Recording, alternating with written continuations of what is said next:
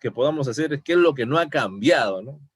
Porque la lista pues es enorme, es grande. Hablamos del tema de los aterramientos, la atención, quizás la atención ha sido uno de los que ha permanecido, ¿no? De una norma, de la norma del 2002 a la del 2018, ya, quizás la atención es una de las pocas cosas que se ha mantenido. Después se sufrió un cambio rotundo, ¿no? Entonces vamos a ver qué cosa es lo que no ha cambiado, ¿no? A ver, empecemos. La edición del 2002 se basó en 300 pruebas de arco utilizadas para desarrollar ecuaciones derivadas empíricamente, ¿no? El rango de validez, ¿no?, de la norma va desde los 208 voltios hasta los 15.000 voltios trifásicos. Ojo, primer dato, ¿no? Rango de validez de 208 voltios a 15.000 voltios, trifásico. Para corrientes de cortocircuito de 700 a 100.6 kiloamperios. Esto ya lo habíamos dicho en la primera parte, ¿correcto? Entonces, la nueva edición del 2018 se basa en casi de más de 2.000 pruebas adicionales, ¿no? O sea, ya se hicieron diversas ensayos con diversos tipos de tableros, con diversos tipos de switchgears, ¿no? Que abarcaban una gama amplia de voltajes, configuraciones y parámetros. Hoy en día, les comento muy rápido, hoy en día la IEEE ha tenido una colaboración importante de Schneider. ¿Para qué? Para que se pueda evaluar el comportamiento, las características constructivas de las celdas antiarco de Schneider, ¿correcto? Para que puedan, digamos,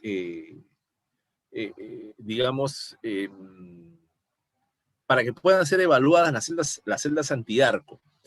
Ya en el 2019, y esta es ya información casi muy fresca, en el 2019, ETAP ha desarrollado, conjuntamente con la IEEE, ha desarrollado evaluaciones para celdas antiarco, ¿no? Entonces, y esto lo ha hecho conjuntamente con Schneider, y esto se ha presentado, si mal no recuerdo, en octubre, ¿no? En Canadá se ha hecho la presentación del nuevo modelo matemático, el nuevo modelamiento para estos sistemas, ¿no? Esto se los dejo como dato técnico importante, ¿no? Entonces, hablamos de que la nueva edición del 2018 se basa en más de 2.000 pruebas, ¿no? Que abarcan diversos tipos de componentes, gama de voltajes, configuraciones, etcétera, ¿no? Entonces, echemos un vistazo a los principales cambios. Esto es un poco ya lo que hemos visto, ¿no? Lo que hemos visto hace un rato, ahora vamos a entrar ya a detalle, ¿no? Dice, en la edición 2002 se basó en pruebas de arco eléctrico con electrodos de orientación vertical, como se muestra en la figura, ¿no? Cuando se produce un arco eléctrico con el modelo original, el plasma de arco se dirige hacia el fondo de la caja y luego va hacia el frente, ¿correcto? Entonces, en el 2002, y la edición sale en el 2002, pero el ensayo viene prácticamente desde el año 95, 98, 2000, y finalmente en el 2002 se emite la norma, ¿no? Pero en los años 90, que es cuando se empieza a trabajar en los ensayos, hay que entender que los calorímetros en esas épocas no eran tan sofisticados como con los calorímetros que tenemos hoy en día, ¿no? Entonces, para poder, como yo les decía, ¿no?, digamos, transferir un fenómeno físico a un modelo matemático es bastante complejo, ¿no? Entonces, esta es la primera configuración que se utilizó y que se pensó en su momento. Investigaciones posteriores han demostrado que la energía incidente puede verse influenciada por la orientación del electrodo, o sea, por la posición de la barra. Como resultado, el equipo del proyecto realizó muchas pruebas utilizando orientaciones de electrodos diferentes, que incluían orientaciones verticales, horizontales, que terminan en barreras aislantes, ¿no? Estas configuraciones adicionales pueden ser posibles con algunos tipos de equipos eléctricos, no todos siempre los van a tener. Ahora vamos a ver también con unos casos digamos, prácticos, vamos a ver imágenes prácticas de cómo es que se puede seleccionar o analizar un tablero y poder definir qué tipo de configuración es, ¿no? Ahora vamos a ver tanto fotos en norma como fotos en, digamos, fotos reales de tableros, ¿correcto?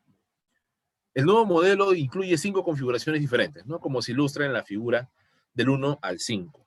Y vamos a ver qué cosa es uno por uno, ¿no? La figura 1 nos dice es un electrodo vertical en una caja metálica, llamado también BCB, ¿no? Eso está en la edición 2002. La figura número 2 dice electrodo vertical terminado en una barrera aislante, en una caja o en un recinto metálico. Esto viene a ser prácticamente, esto es nuevo, esto ya es nuevo esto aparece recién en la norma del 2018. Este que termina en una barrera aislante, vamos a ver, vamos a dibujar, a ver, ¿dónde podemos dibujar? Aquí. En una barrera aislante, vamos a dibujar acá. Acá tenemos el interruptor,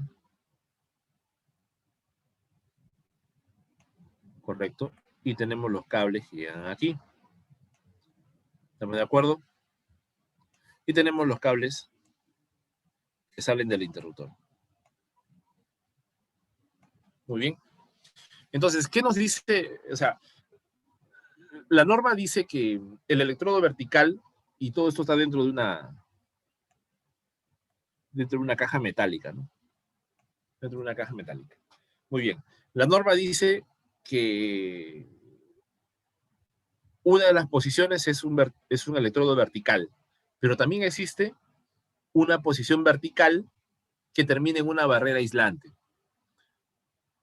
Entonces, nosotros podemos inferir, y la norma lo que te indica, es que la barrera aislante viene a ser esta superficie de aquí. O sea, la base donde llega el interruptor, ¿no? Entonces, cuando el arco viene, se produce, por decir, un arco entre estas líneas, ¿correcto? ¿Ya? Viene y rebota sobre una barrera aislante. No es lo mismo que pasa cuando ocurre el arco acá abajo. Cuando ocurre el arco acá abajo,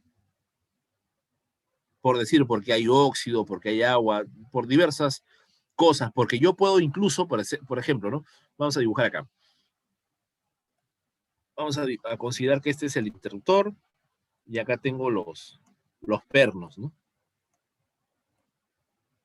Este análisis es muy utilizado o muy común ver en sistemas de baja tensión.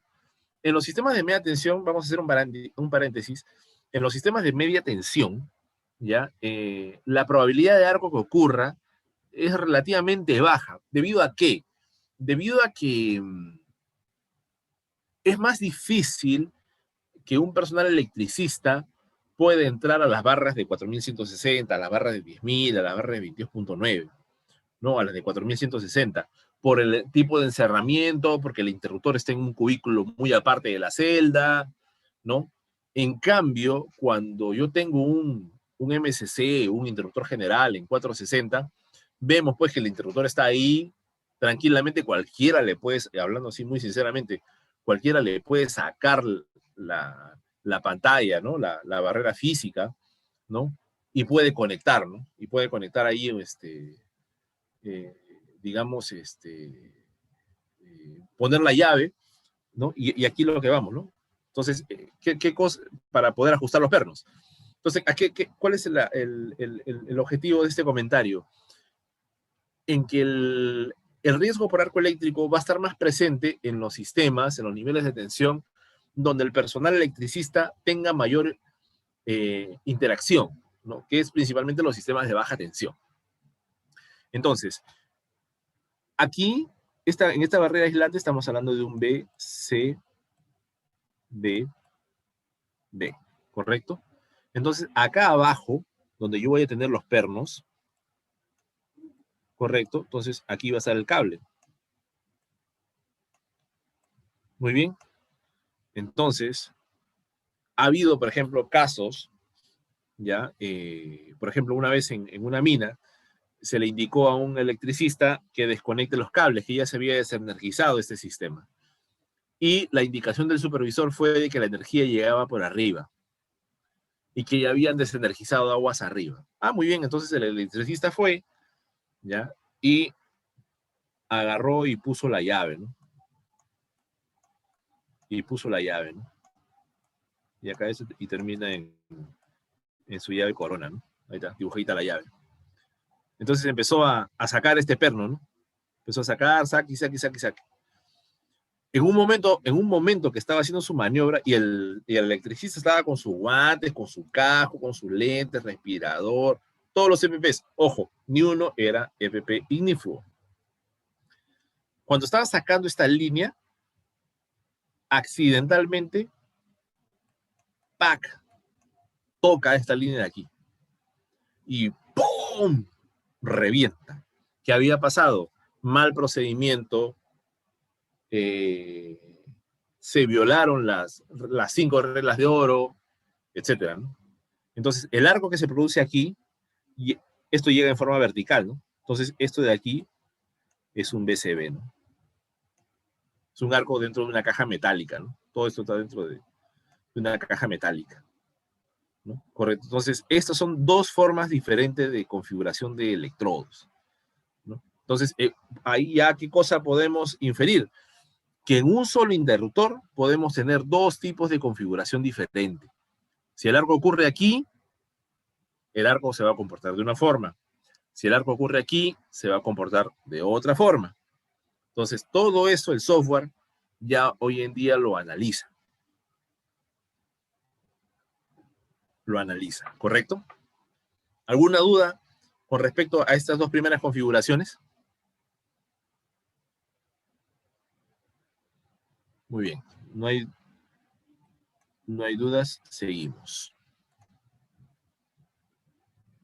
Entonces, ahí, hasta ahí está claro el tema de cómo son estos dos tipos de configuraciones, ¿no? Muy bien.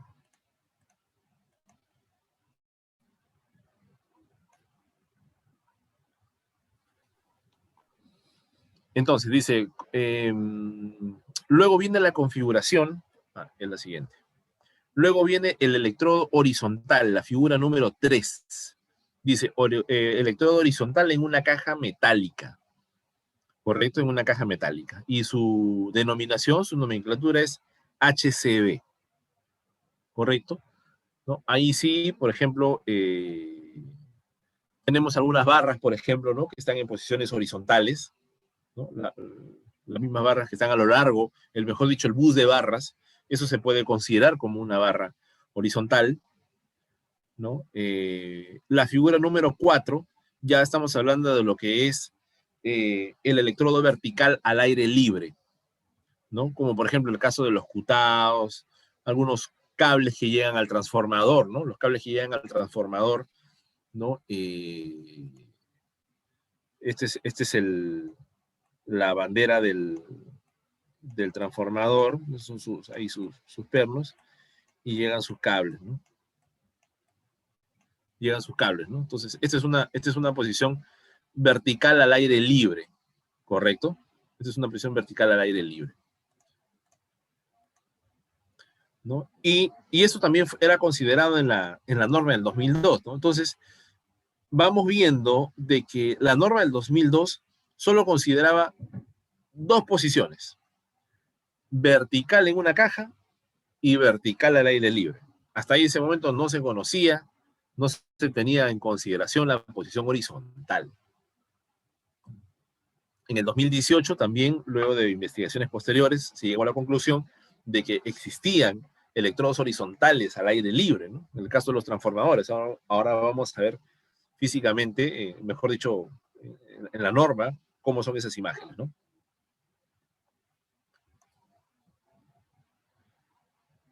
Ahora, un tema importante también es el factor de corrección del recinto. Dice, el, el tamaño del recinto puede tener un impacto significativo en la energía del arco eléctrico que se expulsa y llega un trabajador. Para abordar esto, se incluyeron tamaños de gabinetes adicionales en el programa de prueba.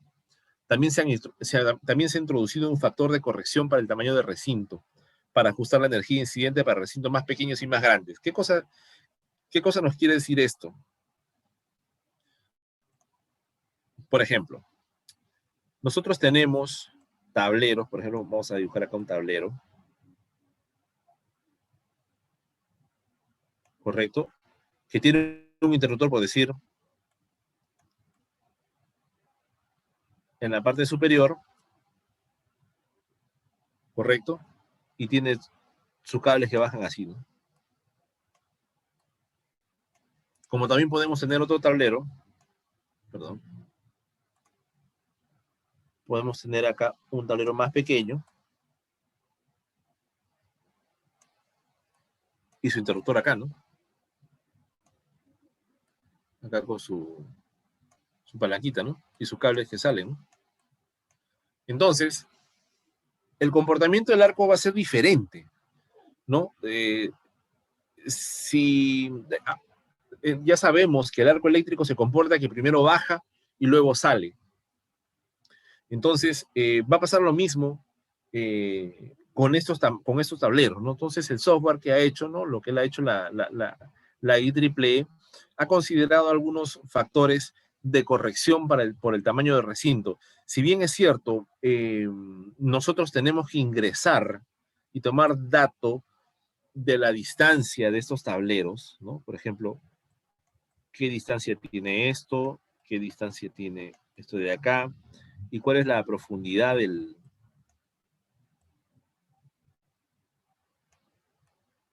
tablero, ¿no? También tenemos que tomar esta distancia, ¿no? La profundidad del tablero, ¿no? Tenemos que tomar todas esas distancias. Distancia 1, distancia 2, distancia 3, ¿no? Entonces tenemos que tomar todos esos detalles, todas esas medidas para poderlas ingresar al modelamiento, ¿no? Pero incluso el mismo software, la misma norma ya hace una corrección interna, ¿no? Dice, para los equipos que operan con voltajes inferiores a 1000 voltios, la próxima edición ahora hace una distinción entre los gabinetes poco profundos, que tienen menos de 8 pulgadas de profundidad, y los gabinetes típicos que tienen más de 8 pulgadas, ¿no? Entonces, ahí hay un arreglo que ha considerado la IEEE. Muy bien.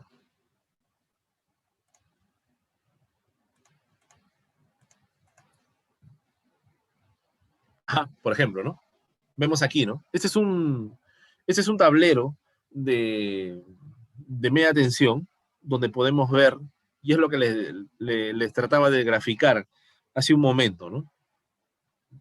Tener que tomar las medidas de cada cubículo, ¿ya? De cada cubículo, tanto la altura, la profundidad, el ancho del cubículo, ¿no? Dónde está ubicado el interruptor, ¿no? Y esto, ojo, por ejemplo, ¿no? Vamos a ver, por ejemplo, un interruptor visto digamos, desde el lado, digamos, haciendo un corte, digamos, de perfil. Estos interruptores están así. Acá están sus botones, vamos a llamarle así, para hacer una forma didáctica. El botón del frente, ¿no? Estamos viéndolo así el interruptor, ¿verdad? Entonces, en la parte de aquí, tiene sus tulipas, ¿no? Que son los conectores, ¿no? Los contactos que tiene el mismo interruptor que encaja en los conectores que van hacia el bus de barras, ¿no? Hacia el bus de barras que recorre todo esto, ¿no? ¿Correcto? Entonces, y la distancia, que es esta de aquí, esta es la profundidad del tablero, ¿no? Esta es la profundidad del tablero, esta distancia. Esta distancia. Hay que tomar esta distancia. Correcto. Que es donde está el interruptor. ¿Por qué?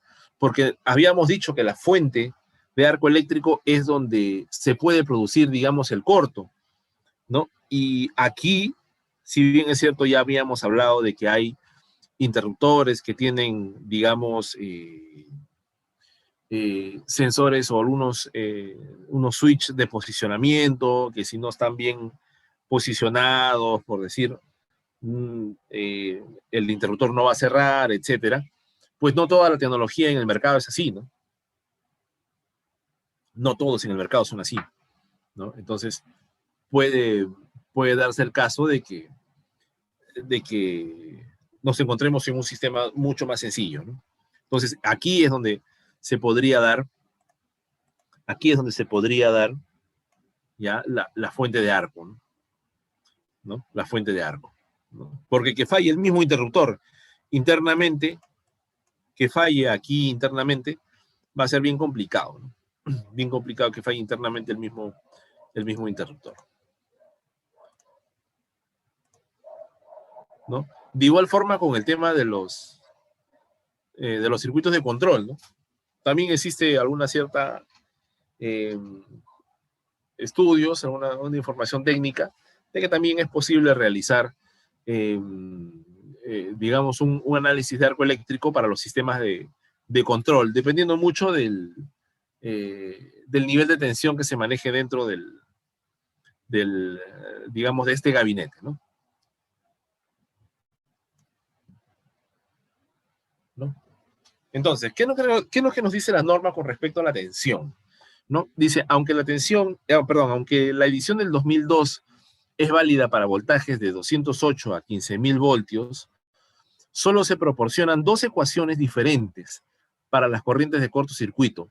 Una para sistemas que operan entre 208 y 1.000 voltios y otras para que operan de 1.000 a 15.000 voltios, ¿no? Ojo, son ecuaciones, nos está diciendo acá, ecuaciones diferentes, ojo, ecuaciones, está acá, ecuaciones diferentes para corrientes de cortocircuito. El arco es una corriente de cortocircuito, ¿correcto? Entonces estamos hablando de dos ecuaciones. Una ecuación para tensiones de 208 a 1.000 voltios, o sea, para baja tensión, y otra de 1.000 a 15.000 voltios, ¿no? Una para baja tensión, estoy mal en dibujo, una para baja tensión y la otra para media tensión. Muy bien. ¿Qué más nos dice? Esto dejó una discontinuidad a 1.000 voltios y se necesitaron más refinamientos, dice, ¿no? Además, la edición del 2002 requería un factor de cálculo, ¿no? Para los cálculos de energía incidente con voltajes inferiores a los 1.000 voltios. La próxima edición usa 3 voltajes y también incluye una interpolación para otros voltajes para una mayor precisión. Los 3 voltajes, ¿no? Ahora los han definido así, ¿no?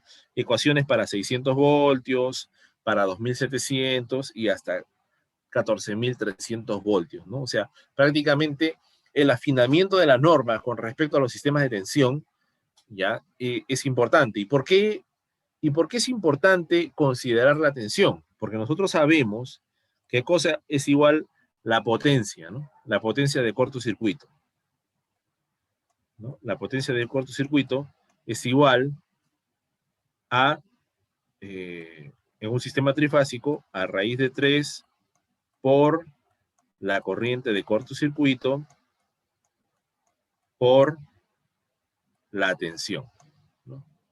Entonces, si nosotros sabemos que el arco eléctrico es una corriente de cortocircuito y hay una potencia de cortocircuito, es importante conocer este valor, ¿no? Por eso es que la norma influye mucho o hace bastante énfasis sobre todos los sistemas de tensión y analiza todos los sistemas de tensión, todos los niveles de tensión por la potencia de cortocircuito disponible en el sistema.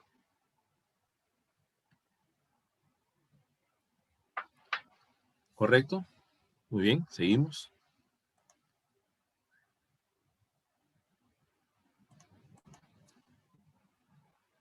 Entonces, en resumen, vamos a ver, ¿qué cosa nos da la 1584 del 2002? ¿No? Se basó en un poco más de 300 pruebas para el formulamiento matemático de para el cálculo de la energía incidente.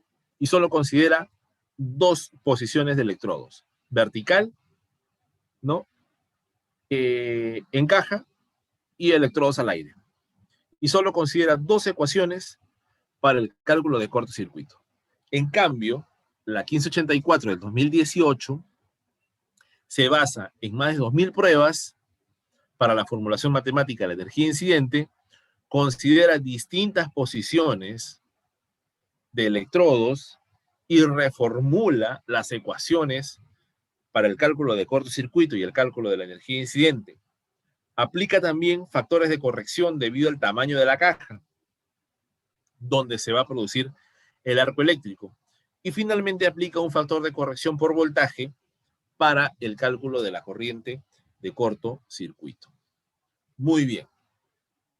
Habiendo repasado teóricamente todos digamos, las diferencias que hay entre una norma y otra, vamos ahora en este momento a pasar a ver ya específicamente la norma de la IEEE 1584 del 2018. Muy bien. Hasta aquí, ¿alguna duda? ¿Alguna consulta? ¿Puedo preguntar? No sé. Si ustedes no preguntan, ¿puedo yo preguntar?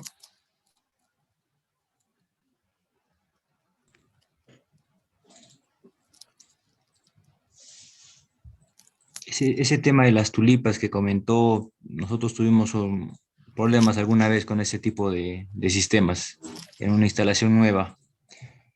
Empezaron, empezaron a haber problemas justamente porque esas tulipas no encrochaban bien y estaban generando puntos calientes y con el pasar del tiempo hubieron explosiones en esos tableros.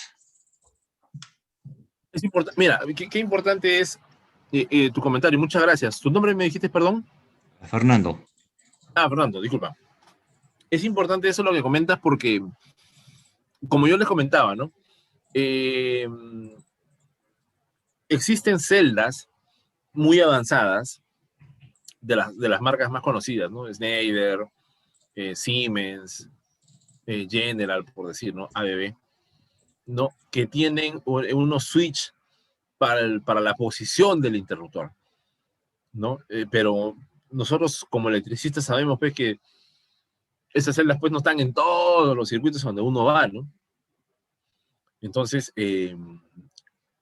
lo que Fernando comenta, de que cuando uno inserta el interruptor, si tengo ese sistema, excelente, ¿no? Voy a tener que tener el interruptor bien insertado para que pueda energizar, para que me dé pase a energizar, ¿no? En cambio, pueden haber sistemas de que no, y como dice, ¿no? Ha habido puntos calientes, han habido algunas explosiones, ¿no? Entonces, imagínense cuando uno va a energizar un circuito y haya un punto caliente, haya una alta resistencia y una alta impedancia, se genera, ¿no? Porque si empieza a haber punto caliente, ¿qué significa el punto caliente? El punto caliente lo que va a significar es una reducción de la densidad de área, ¿no? De la corriente por densidad de área, ¿no? Digamos, el contacto está diseñado para una determinada área para que pueda transmitir o pueda transferir la corriente, ¿no? De un cuerpo a otro por un tamaño de área. Si yo reduzco esa área, entonces la corriente va a ser la misma, pero el área va a ser diferente, va a ser menor. Entonces, nosotros sabemos que la corriente, la manifestación física de la corriente es el calor, ¿no? Y si bien es cierto, estos contactos pueden ser de plata, muchos de estos contactos son de plata, ¿no? ¿Y por qué plata? A ver, ¿quién me dice otra pregunta, ¿no? ¿Quién me dice por qué los contactos principales, ¿no? Son de plata? A ver, pregunta al aire.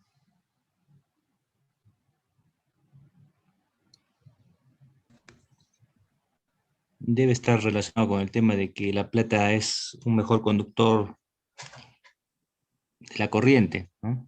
Por ahí debe ir un poco el tema. Sí, en parte, en parte. Pero tiene un fundamento mayor.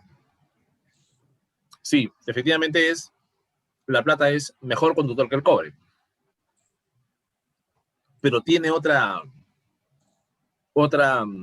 digamos, otro objetivo, ¿no? ¿Alguien que tenga una idea?